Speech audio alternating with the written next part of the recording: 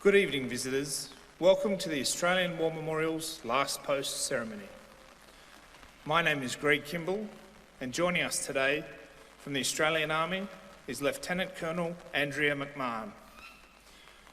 We welcome the veterans who have served, those that are still serving, and the families that support them.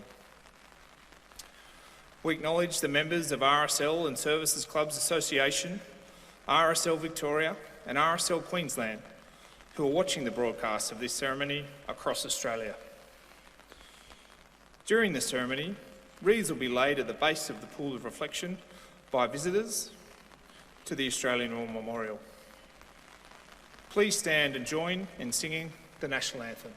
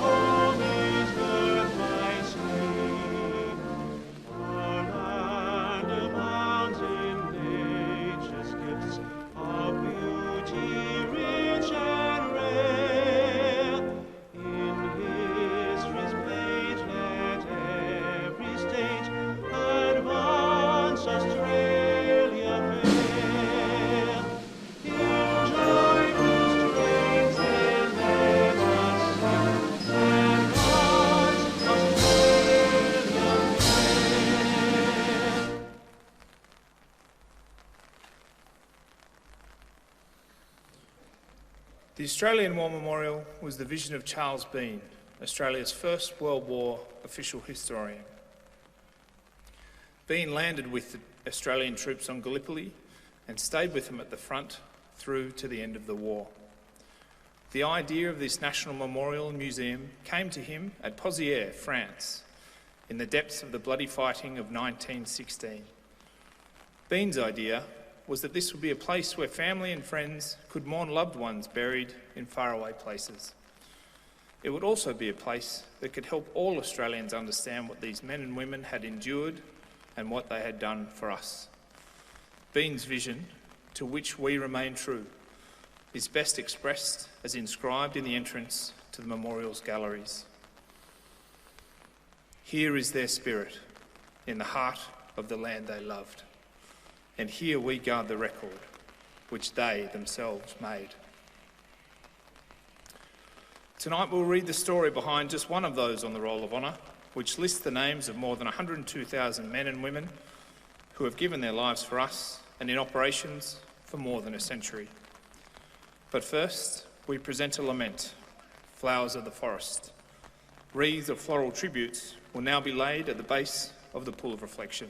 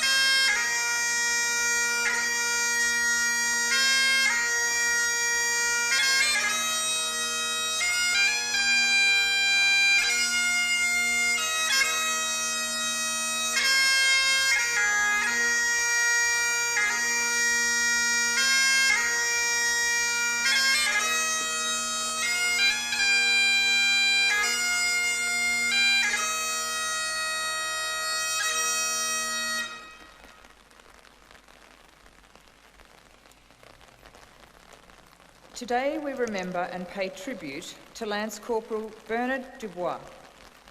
Bernard Dubois was born on the 19th of December 1887 to Charles and Isabella Dubois of Adelaide, South Australia. He was educated at Perth Boys' School and went on to work as an accountant for a legal firm in Adelaide for more than 10 years.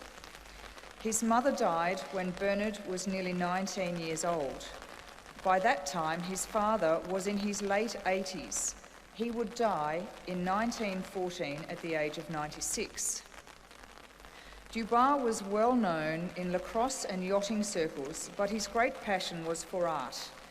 He was an active member of the Adelaide Drawing Club and Sketch Club, and in 1910 edited a souvenir volume of collected works called The High Light to raise money to boost the club's facilities.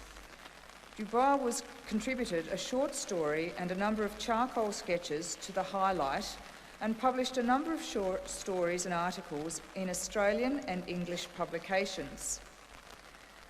Bernard Dubois enlisted in the Australian Imperial Force in July 1915.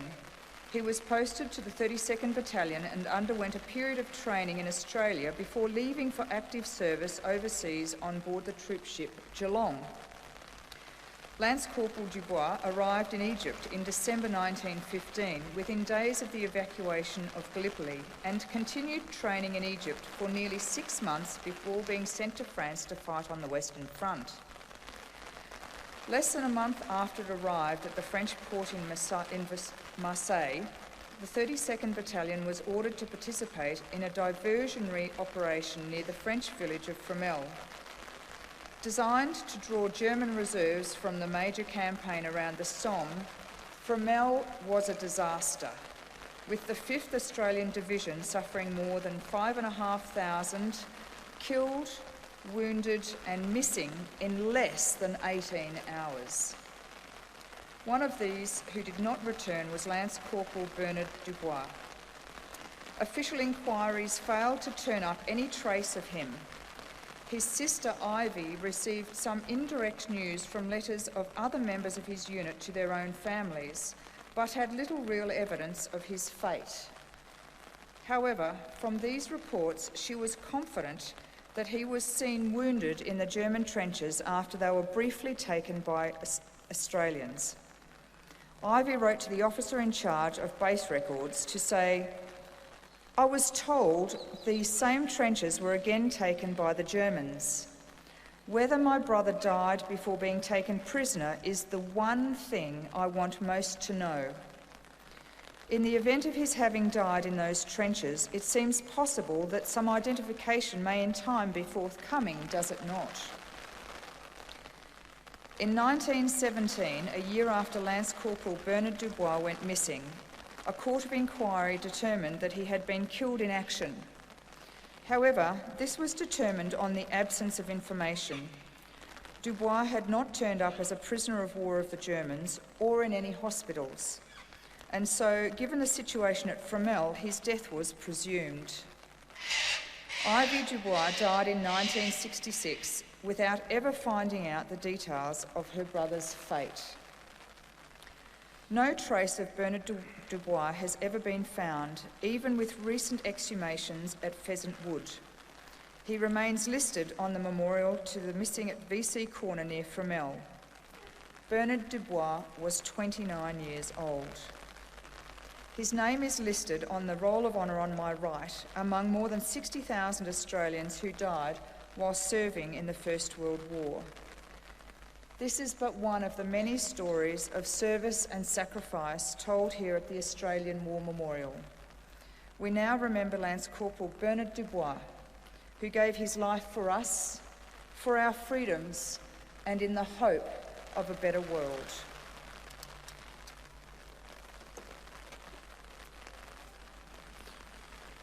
Please stand for the reading of the Ode and the sounding of the last post. They shall grow not old, as we that are left grow old. Age shall not weary them, nor the years condemn.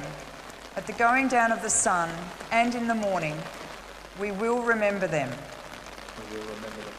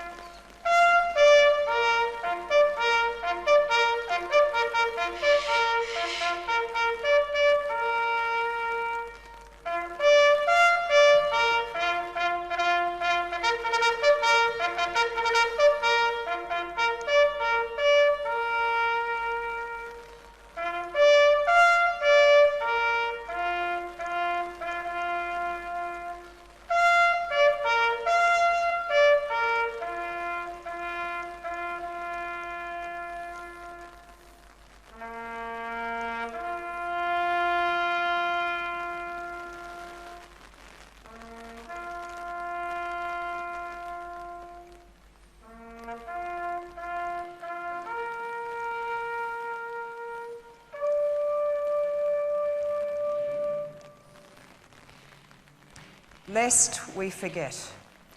Lest we forget.